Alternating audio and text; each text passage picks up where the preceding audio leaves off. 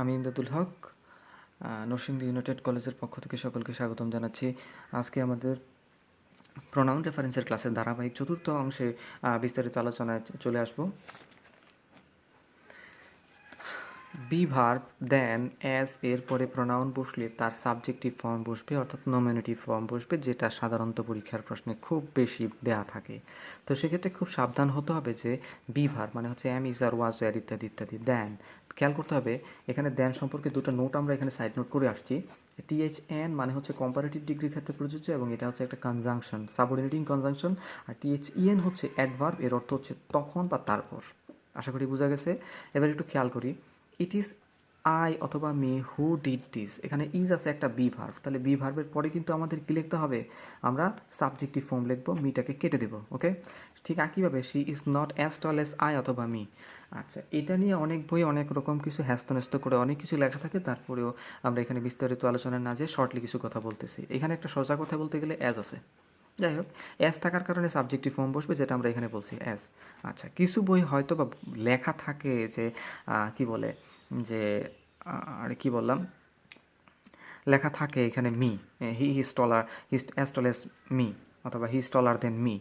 আচ্ছা, এরকম হয়, কিন্তু হয় বলতে আমি যেটা বলতে চাচ্ছি এটা প্রচলিত রিটেন ইংলিশে প্রযোজ্য না, কিন্তু পরীক্ষার খাতায় আমাদেরকে রিটেন বা খাতায় লিখতে হয়, স্পোকেন ইংলিশ না। স্পোকেন ইংলিশে তারা ইউজ করতে পারে, বাট আমরা স্পোকেন ইংলিশ এখানে ইউজ করবো না, বুঝতে হবে। সেখান থেকে সেটা কিন্তু পারমিটেড হবে না।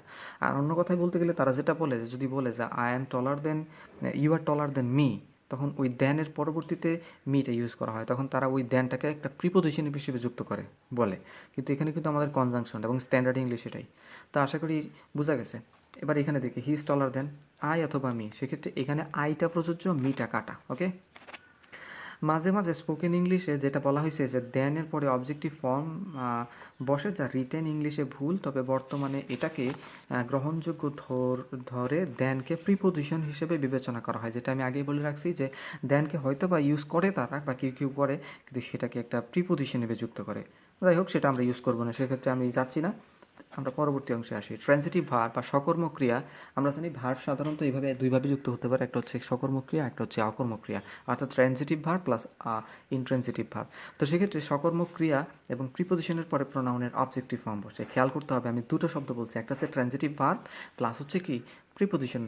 এই সকল শব্দের পরে আমরা একটা প্রোনাউনের অবজেক্টিভ ফর্ম বসাবো। ওকে, তাহলে it is a secret between you and me, এটা খুব ফ্রিকোয়েন্টলি আসে এবং সৌভাগ্যবশত আমরা দেখি যে ইউনিভার্সিটি অ্যাডমিশন টেস্ট এবং জব টেস্টের ক্ষেত্রে সাধারণভাবে এই সকল প্রশ্নগুলি খুব বেশি আসতে দেখা যায় এবং এখান থেকে।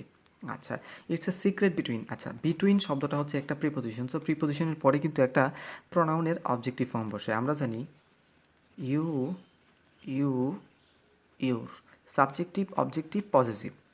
এখন ইউ ইউ কিন্তু সাবজেক্টিভ অবজেক্টিভ দুটো দেখতে একই রকম, তাহলে সেক্ষেত্রে যদি প্রিপোজিশনের পরে থাকে বা ভার্বের পরে থাকে তাহলে সেটা হচ্ছে অবজেক্টিভ, আর যদি আগে থাকে তাহলে সেটা হচ্ছে সাবজেক্টিভ। ওকে, এবার এখানে ধরে নিলাম এটা অবজেক্টিভ, কারণ দেখতে একই রকম। এবার এখানে কিন্তু দুটো নিয়ে একটা ঝামেলা হয়ে গেছে।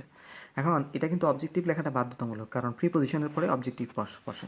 I am junior to him, এই যে এখানে কিন্তু প্রিপোজিশন আছে, তো সেক্ষেত্রে প্রিপোজিশন থাকার কারণে এখানে হিম বসে, হি নয়। ওকে, শি গেভ হি অথবা হিম অ্যা গিফট, এই শি হচ্ছে সাবজেক্ট, ভার্ব হচ্ছে গিফট, ট্রানজিটিভ ভার্ব, সে দিয়েছিল, কি দিয়েছিল, একটা গিফট, তাহলে ট্রানজিটিভ ভার্ব অবজেক্ট হিসেবে একটা প্রোনাউন বসবে, তো প্রোনাউনের অবজেক্টিভ ফর্ম বসবে হি নয় হিম। ওকে, তো আমরা পরবর্তী অংশে আসি।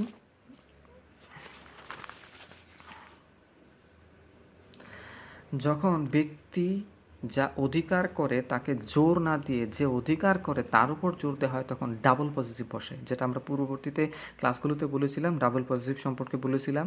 তো বলছে যদি যে ব্যক্তি অধিকার করে, মানে ব্যক্তির উপর জোর দিলাম না, আমি বস্তুর উপর জোর দিলাম যেটা অধিকার করছে, তখন আমরা ডাবল পজিটিভ ইউজ করতে পারবো, অর্থাৎ অফ মাইন, ইউর্স ইত্যাদি লেখা যেতে পারে, অফ ইউর্স ইত্যাদি লেখা যেতে পারে।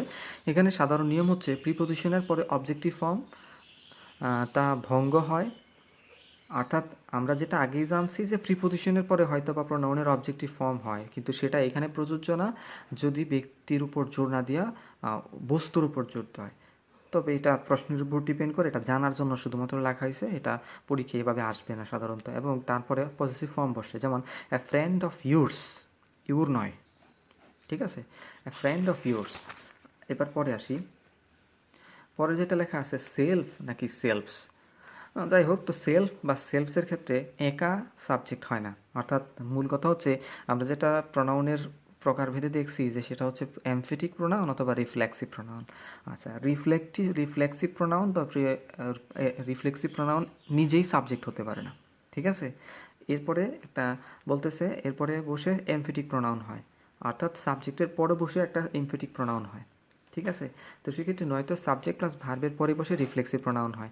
তাই আমি ওই সংজ্ঞায় আমি বিস্তারিত যাই না, এখানে বোঝানোর জন্য আমি এখানে ওটা বাদ রেখেছিলাম। সেক্ষেত্রে যেটা বলতেছি, যদি দেখা যায় সাবজেক্ট হয় না, মানে সেলফযুক্ত প্রোনাউনগুলো সাবজেক্ট হয় না, সেক্ষেত্রে সাবজেক্টের পরে গিয়ে বসে, সেক্ষেত্রে সেটাকে বলতে হয় এমফেটিক, মানে জোর দেওয়া হয়। আবার যদি সাবজেক্টের পরে বসে এই সকল সেলফযুক্ত প্রোনাউন, সেটাকে বলা হয় রিফ্লেক্সিভ প্রোনাউন, মানে প্রতিফলন। যেমন রাজীব অ্যান্ড মাই সেলফ, এক্ষেত্রে খেয়াল করতে হবে শুধু মাই সেলফ লেখাটা ভুল, লিখতে হবে আই মাই সেলফ, অর্থাৎ সাবজেক্ট আই লেখার পরে মাই সেলফ লিখতে হবে, শুধু মাই সেলফ লেখা যাবে না। দ্বিতীয় সেন্টেন্স, হিমসেলফ ওয়াজ এ গিলটি, এখানে সেন্টেন্সটার মধ্যে হিমসেলফ লেখাটা উচিত হয় নাই। এক্ষেত্রে যেটা লেখা যাবে যে he himself was A guilty, অর্থাৎ হি সারা সেন্টেন্সটা হবে না, মানে সাবজেক্ট সারা এখানে আমরা এমফেটিক প্রোনাউন বসাতে পারবো না। ঠিক পরের sentence, he himself was A guilty, যেটা এখানে লেখা আছে, পূর্ববর্তী সেন্টেন্সটা হি না থাকার কারণে ভুল হয়েছে, এই পরেরটা ঠিক আছে। হি হার্ট হি সেলফ নাকি হিমসেলফ, এটা নিয়ে আরেক সমস্যা। আচ্ছা, সমস্যাটা কীরকম সেটা একটু খেয়াল করি। হি হার্ট হি সেলফ নাকি হিমসেলফ, খেয়াল করতে হবে, এটা হি সেলফ না, হবে কি হিমসেলফ। ওকে, আমরা পরবর্তী অংশে চলে আসি। রিলেটিভ প্রনাউন হো শুধুমাত্র ব্যক্তির ক্ষেত্রে বসে, কিন্তু দ্যাট রিলেটিভ প্রনাউন হিসেবে ব্যক্তি বস্তু উভয়ের ক্ষেত্রে প্রযোজ্য। রিলেটিভ প্রনাউন হচ্ছে হু, হোয়াট, হুইচ, দ্যাট ইত্যাদি ইত্যাদি আমরা জানি। সেক্ষেত্রে ব্যক্তির ক্ষেত্রে আমরা হু বসাই শুধুমাত্র ব্যক্তির ক্ষেত্রে, আর যদি ব্যক্তি বস্তু উভয়ের ক্ষেত্রে বসাতে চাই তাহলে দ্যাট বসানো যেতে পারে। ওকে, উভয়ের ক্ষেত্রে বসে। তবে রিলেটিভ প্রনাউনগুলো সিঙ্গুলার বা প্লুরাল উভয় পূর্বপদের জন্য প্রযোজ্য, অর্থাৎ আমি যেটা বলতে চাচ্ছি, পূর্ববর্তী বা অ্যান্টিসিডেন্ট পূর্বপদ সিঙ্গুলার হোক বা প্লুরাল হোক, যাই হোক, সেক্ষেত্রে হু বা দ্যাট বসানো যাবে, ওটার কোনো ব্যত্যয় নাই। I saw the man which that came. আচ্ছা, এক্ষেত্রে যেহেতু ব্যক্তি আছে, তাহলে এখানে কিন্তু আমরা যেটা দেখতেছি, ব্যক্তি বা বস্তু উভয়ের ক্ষেত্রেই কিন্তু প্রযোজ্য হুইচ অথবা হু বা দ্যাট, কিন্তু আমরা হুইচটা এখানে লিখতে পারবো না, হুইচটা কাটা।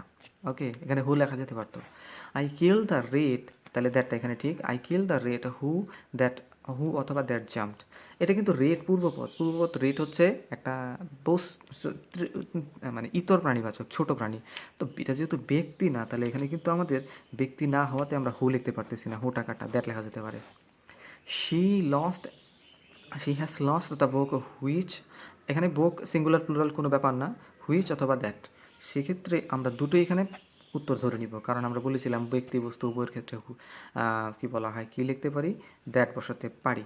যাই হোক, তো সেক্ষেত্রে আমরা সাধারণভাবে হুইচ বসাতে পারি, দ্যাটও বসাতে পারি, তবে আমরা আপাতত দ্যাটটা এখানে বলতেছি, যেহেতু এখানে হু এবং দ্যাট নিয়ে আলোচনা, তো সেক্ষেত্রে আমরা হুইচটাকে কেটে দিলাম।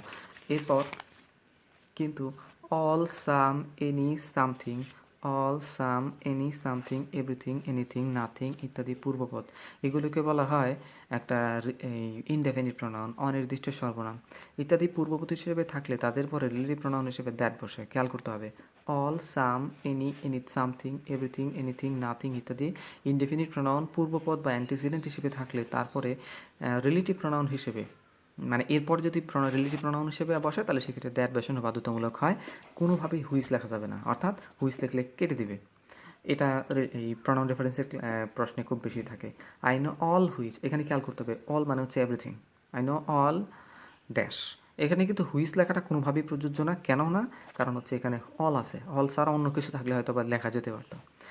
You can take anything which অথবা হু অথবা দ্যাট ইউ লাইক। আচ্ছা, এনিথিং কিন্তু আছে, তাহলে আমার বাধ্যতামূলকভাবে কী বসাতে হচ্ছে, দ্যাট, আমার হু লেখা প্রযোজ্য না, হুইচও লেখা প্রযোজ্য না। তা আশা করি বোঝা গেছে। আমাদের প্রোনাউন রেফারেন্সের ক্লাসের এই অংশে আমাদের এখানেই সমাপ্তি। পরবর্তী ভিডিও পেতে সাবস্ক্রাইব করুন। ধন্যবাদ।